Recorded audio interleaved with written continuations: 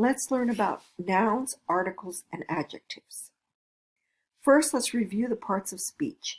A noun is the name of a person, place, thing, or idea. An article is a type of adjective that comes before some nouns. Definite articles in English are the word the, and indefinite articles are either a or an, depending upon the noun. I'm not going to review all of these. You can pause and write these down, but these are the same words and additional words in Spanish. Now, in Spanish, all nouns have a gender. They're either masculine or feminine. Don't worry too much about whether the gender makes sense. For example, the word vestido, which means dress, is masculine. Over time and with practice, your brain will just remember the gender of nouns, at least most of the time. Now, most masculine nouns end in the letter O.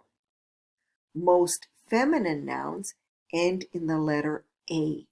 And I've highlighted most because, of course, there are exceptions. In addition, remember the mnemonic loners. If the singular noun ends in the letters L, O, N, E, R, or S, it is most likely masculine. Similarly, if the singular noun ends in A, D, I, O, N, Z, or U, M, B, R, E, it is going to most often be feminine.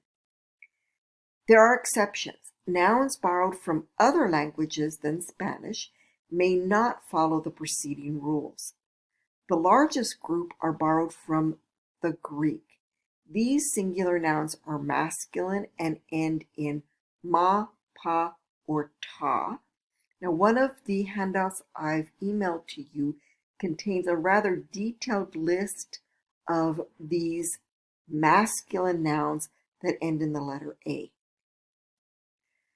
When we're working with articles and adjectives and nouns, it's important that you start with the noun. Indeed, the noun is like the sun. The articles and adjectives all revolve around the noun. What this means is that the article and adjectives must all match the noun in gender, masculine or feminine, or number, singular or plural. Let's look at articles. Words that mean the, a or an, and some. First, definite articles. L is the for singular and masculine nouns.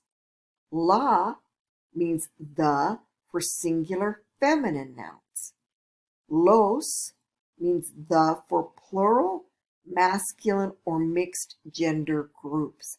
What this means is if you have a classroom with 27 girls and one boy, it would be los estudiantes because the masculine governs. Las is the plural if your group is exclusively feminine. Now, indefinite articles, we begin with un, which means a singular masculine noun.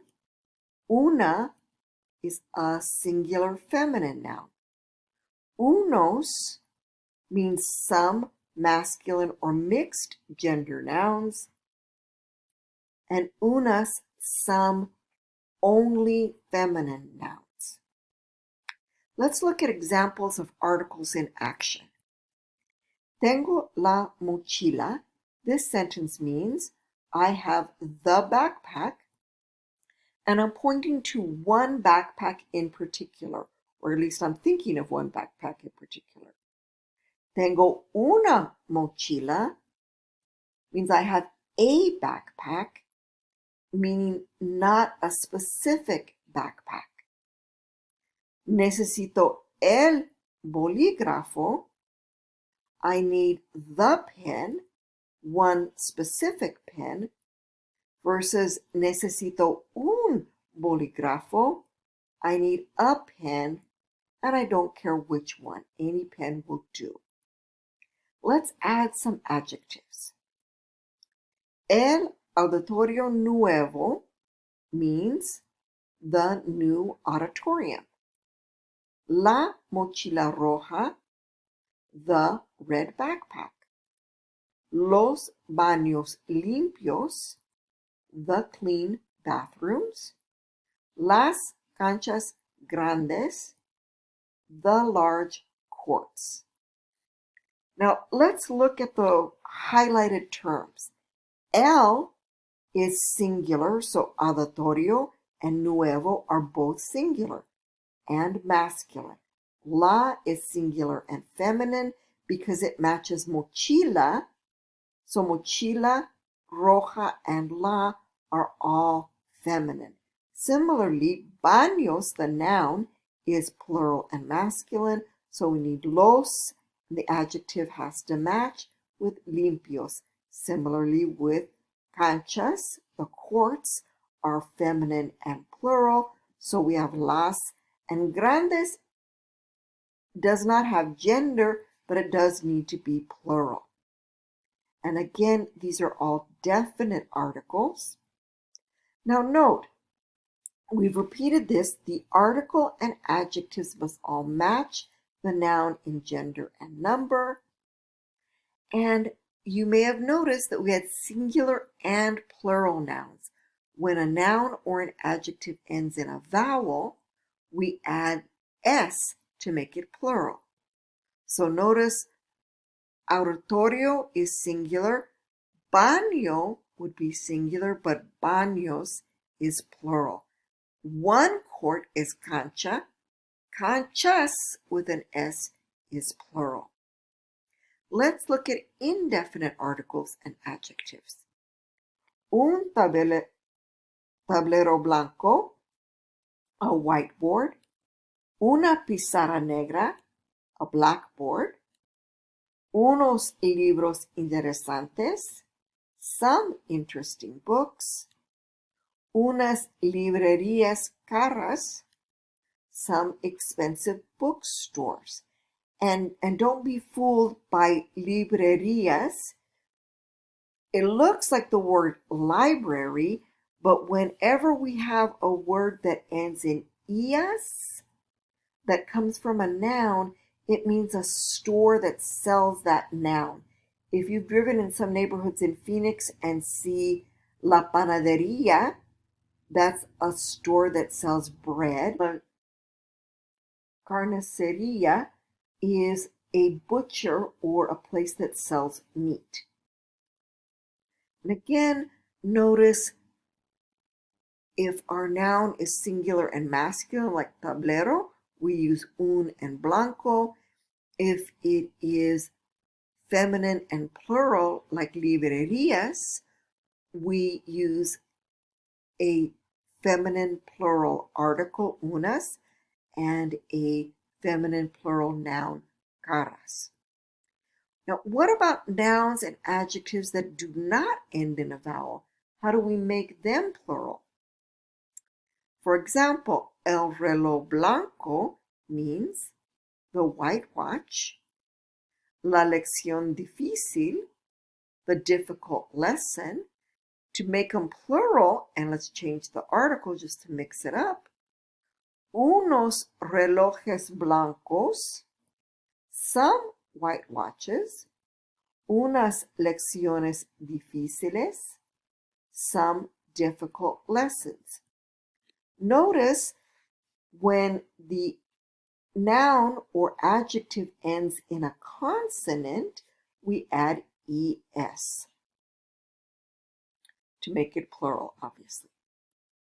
Again, es makes reloj plural, relojes. Lección becomes lecciones. Now, do the adjectives always follow the noun? In my preceding examples, they all did, because by far the majority of nouns in Spanish are going to follow the noun. So most adjectives are descriptive, and they're going to come after the noun. For example, physical descriptions, bonito, feo, alto, bajo, and and these words mean pretty, ugly, tall, and short. Or nationality, Mexicano, Inglés, which means Mexican in English. And note, in Spanish, words for nationality are not capitalized. Political beliefs, conservador, liberal, conservative and liberal, also come after the noun. And the marital or civil status a person has, like casado or soltero, which means married or single, these words also come after the noun. In contrast, adjectives we consider to be restrictive come before the noun. For example, if we're saying how many of something, we're going to use un or una, for example, 20 primer, which means 1 or 20 or first. These come before the noun. Similarly, quantitative, when we're not being exact, but we're still getting the idea of a number, these also come before the noun. So words like mucho, poco, suficiente, demasiado, which mean much or a lot. Poco means few or a little. Suficiente means enough, demasiado, too much. All of these adjectives come before the noun. And certain qualitative nouns are going to come before the noun. Bueno, malo, mejor, and peor, meaning good, bad, better, and worse, are going to come in front of the noun. Now, some adjectives are going to change meaning depending on whether we place them before or after the noun. So, mi buen amigo means my good friend, and you're not going to say mi amigo bueno because we're not talking about tasty friends. Now, look at the word viejo.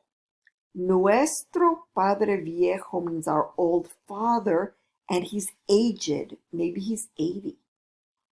Versus nuestro viejo carro means our old car. We've had it for a while, not necessarily an old car like a 1965 Mustang that I've been lusting after.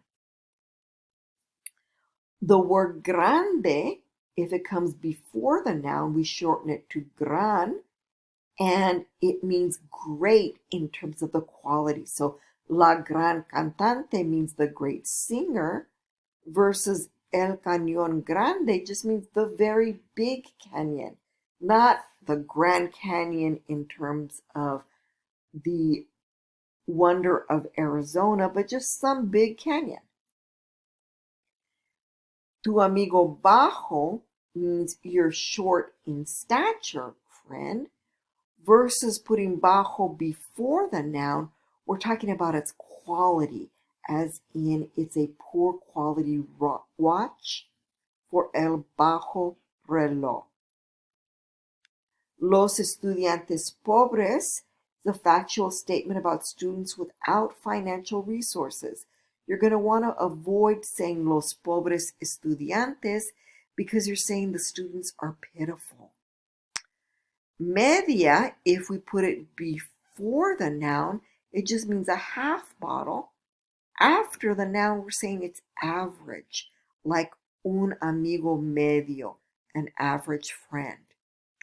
Now, I'm sending you study guides via email with much more detailed information about this topic because obviously it's going to take us a long time to master nouns, articles, and adjectives. Thanks for listening.